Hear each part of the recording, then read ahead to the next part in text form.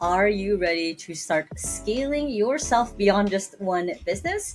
This is the Scale You podcast. And on season 3, we're going to be focusing on a lot of amazing serial entrepreneurs that we've invited on the show. We're going to focus on a lot of insights on what it's like to have more than one business, how to be able to manage and keep your head above water, and to be able to just get insights of real life stories of amazing entrepreneurs that we have on the show. So if you're ready to ditch the overwhelm, come over and let's scale you. Now, for the first episode of the season, I always like to blabber on, which is why I wanted to start a podcast, and kind of give a little bit of my own insights to kind of start the season off. And I've already honestly pre-recorded some of the interviews that are going to come on here. So my hair is going to be different. My setup is going to be different. And today is January of 2025. So happy New Year to anyone who is listening to this podcast episode right off the bat. Thank you so much for being here. And I wanted to touch base a little bit on serial entrepreneurs, which was when I started on as I wasn't really a business owner. I was running basically a publishing company when I was 20. Very young. You guys can listen to the whole spiel of how I got there. But basically, when I was doing that, I started kind of switching my brain from employee to business owner, and that was kind of a shift that I had to learn a little bit the hard way, as most people usually would. And at the same time, I was kind of having to understand the difference between being someone who was part of the machine to someone who was now actually running it, and then having to make sure that the machine keeps going. So I owned the kind of the ins and outs of the machine as people came in, as clients came in. And then when I started 𝐒𝐞𝐚𝐬𝐭 5 years ago, I had to really own and step into that identity of like, okay, now I'm an entrepreneur. And before that, I had multiple other businesses that I kind of started on the side on my own. The most significant one, because I ran it for a year, and that was actually really like well profitable. It was just like high overhead cost, which was me. Was a book subscription company that I ran again for a year. I had 20 to 40 orders sometimes within a month, so you can imagine me running around like a headless chicken trying to make sure that I could fill all those 40 orders every single month. So it was a struggle. It was a start. It was a thing. And then I also had other kind of mini digital businesses with that. I used to sell, I think, basically I had, of course, the writing services. That kind of was a business, but that was mostly me getting employed. But I was also selling like templates online. I was doing multiple things online. But 𝐒𝐿𝐴 was the first like real solid business because we had clients, we had people that we were employing. It wasn't just all me. So that was kind of my first transition from running someone else's company and also having a little bit of my small companies on the side where it was mostly my hours, my time, into now more, oh, this is a real business. This is clients being taken care of, employees being taken care of. And for 𝐒𝐿𝐴, it was even more interesting because since we're a service-based company where one EA is matched with the client and then we support the EA, because we know once the EA is supported, the clients are supported, it was even more of building systems to make that repeatable over and over again. So it felt like a real business, and it still is 5 years later. And then recently I've had to make this transition to now thinking of myself as a serial entrepreneur. So I was doing multiple things, and it wasn't a solopreneur business of my own, it was with a team. So what that looked like for me was when I started Create AI, which is the AI consulting services, it wasn't just me hopping on calls with people. It was also working with my amazing assistant on creating things like proposals for these clients, walkthroughs. I was also working with an AI automations expert of like, okay, how can we actually make this real for the client? And even though it's relatively a smaller team at the moment versus, of course, where 𝐒𝐿𝐴 is at, it still changed a little bit of my brain chemistry of how to be able to balance two different businesses at the moment. I still have like a templates business. I still have, of course, the YouTube channel where I do get from time to time people who want to sponsor a video or people who want to collaborate or just, of course, straight up being an affiliate for different people's products and stuff. So I got to the point where I was like, oh, how do other people do this? So I started thinking of like, okay, who would be really good guests for this, and that's who I have lined up for you.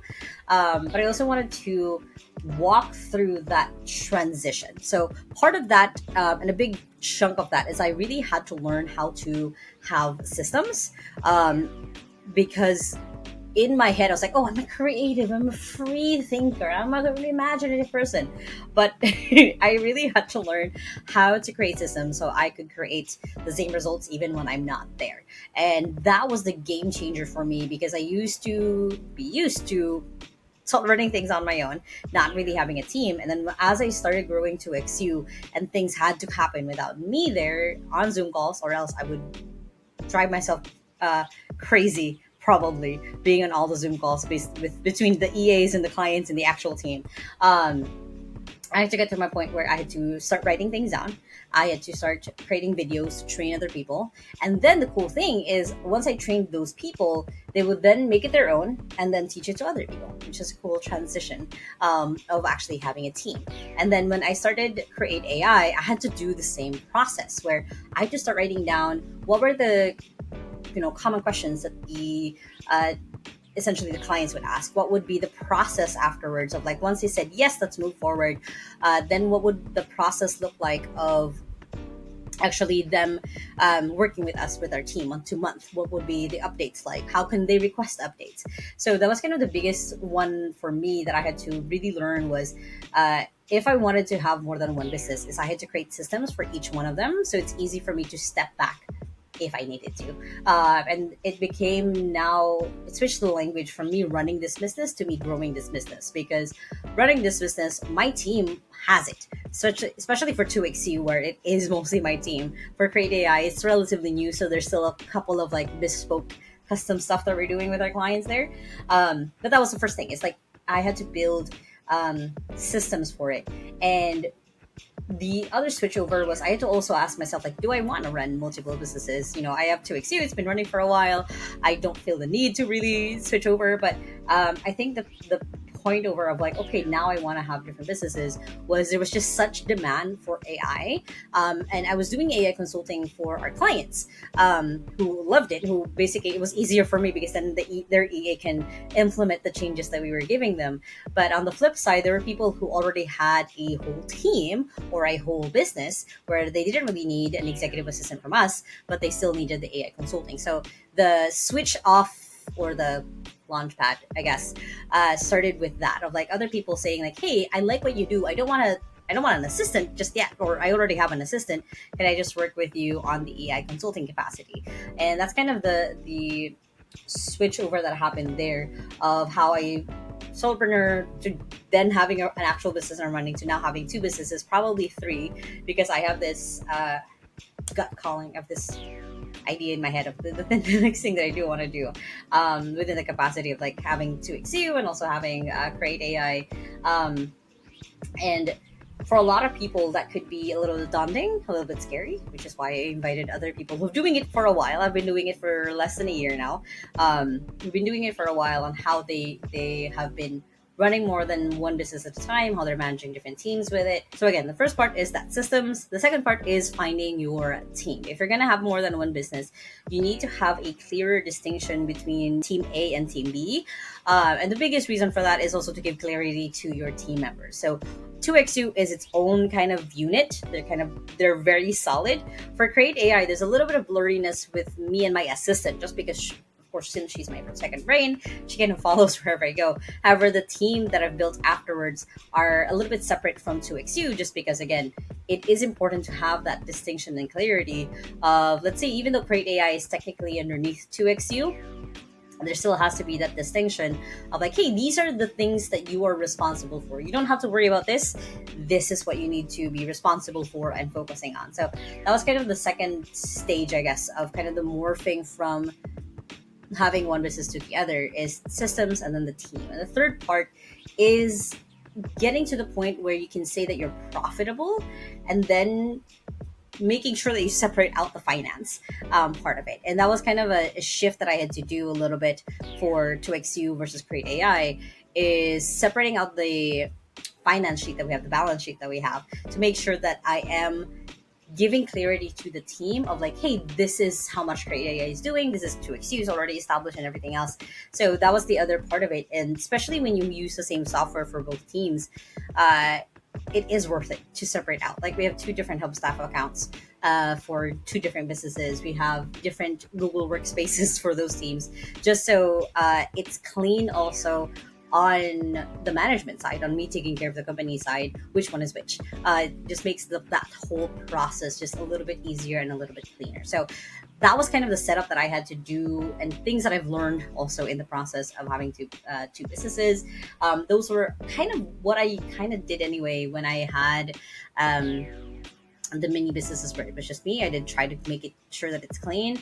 And that's also the inspiration that we have behind the business operating systems process that we have our clients go through, where we have the checklist of like, if you want to scale your business or sell your business, these are the 74 assets essentially that you'll need. That was kind of the different parts of the process that I went to it. And I would say kind of a challenge for that. And I kind of a little bit of stream of consciousness with you guys, to be honest, right now in this episode, because I'm super excited about this. I'm super excited about calling myself a serial entrepreneur. That's why this is a little bit of a stream of consciousness. The challenge with having two businesses is that you do have to keep yourself accountable of one, of course, making sure that the other business has that support, the older business has the support that you're that it needs from you. And at the same time, then you're kind of focused on the shiny thing, which is the new business. And I've fallen into that trap early on where I started to feel like, oh, I'm just focused on this, but like, no, I have to make sure 2XU is also supported in the best way that I can support it.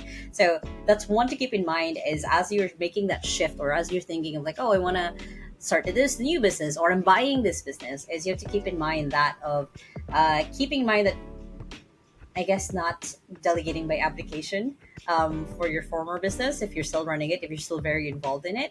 And if you aren't going to be as involved, making sure that you have a good person who can keep things running, even as you start to step away, as you start focusing on the bright, shiny thing, is making sure that you have that intention, I guess, as you're getting started. So why I wanted to start multiple businesses in the first place, I do want to dive into that a little bit. And these are all questions that I've gotten one point or the other from different people on comments on my YouTube channel. But that was a big one. It's like, why do you want to have multiple businesses instead of just focusing on one? And to be honest, I have a very big, hairy, audacious goal of helping a million Filipinos work from home. That means that either I'm teaching entrepreneurs like yourself on how to be able to hire people online, or I'm having multiple businesses to be able to support that dream. And that's kind of part of it. It's like, now we have a very mini AI team that'll keep growing as we keep getting more clients. That means more and more Filipinos who are learning how to work from home, who are seeing the possibility of being able to work from home themselves. And that's kind of the biggest reason why, I guess, of like why I am aiming to have multiple businesses, and why I'm interviewing a lot of these entrepreneurs who have done it themselves, so I can get a little bit of inspiration for when I actually do it, hopefully for more and more this 2025. I guess for a lot of this transition time, basically in between having two businesses and wanting to add a third, I kind of want to bring you guys along throughout that journey. So if you guys haven't subscribed yet to my YouTube channel, I'll probably going to be talking about it more on that soon. If you have not subscribed yet to the 𝐒𝐞𝐚𝐥𝐞 podcast, please do, because then you'll be hearing from actual people who have been actually doing it for a while, and be able to learn from the lessons that they've learned. But I guess the thing that I'm looking forward to the most with having multiple businesses is, of course, one, making that vision of mine come true, making it into a reality, making into a thing that I can say that I was able to do as well, just because it's cool. And the other thing is that I am super duper excited about AI and everything else that has been evolved into, which is why I have been talking and spouting about AI for about 2 years now, and getting people to use it, flying all over the world literally to teach people how to do it. And for me, like, if I had to predict, and I'm not the kind of person to always predict what's next, it isn't that there's going to be more businesses that are based on AI, is that more businesses are going to evolve with AI.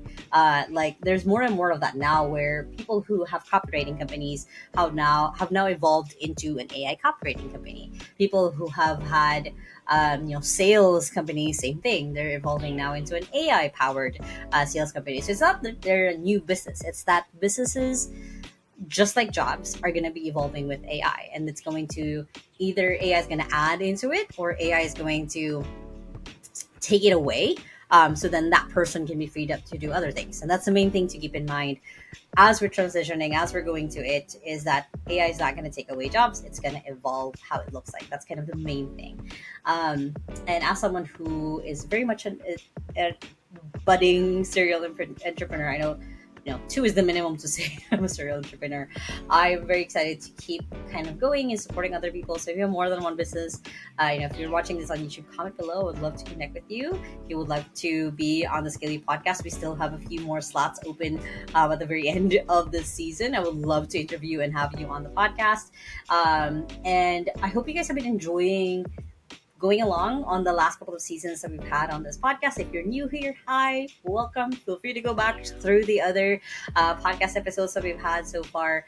And yeah, for Basic 2025, the focus is a little bit on like serial entrepreneurs. I haven't really sat down to plan out the rest of the other upcoming seasons, but it's going to be very much based off of naturally what comes up. Like I did the freelancing and entrepreneur as season 1, just because that was kind of my story. That's kind of where I thought best to go.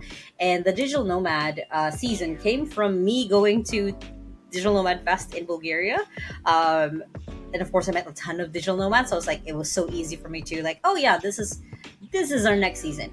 And for season 3, it was because a lot of those digital nomads were actually serial entrepreneurs. So I have had kind of the fun picking the season theme based off of what has happened in the previous season. So if you guys have any suggestions on future season themes, feel free to comment them below as well. And that is essentially it for this episode. I wanted to, one, talk about the thought basically that I have with this upcoming season and what I'm excited for. 2, I wanted to kind of touch base with you guys as the new year coming in. And 3, kind of ask for your guys' feedback and hear more from you guys. Like last year, we just started the 𝐒𝐞𝐚 podcast. We now have 25 episodes, which is insane. I want to keep going. I want to keep yapping basically inside of my own little office and talking to you guys and then talking to amazing guests as well. So if you guys have any feedback, any suggestions for this upcoming year, I'm excited to see it.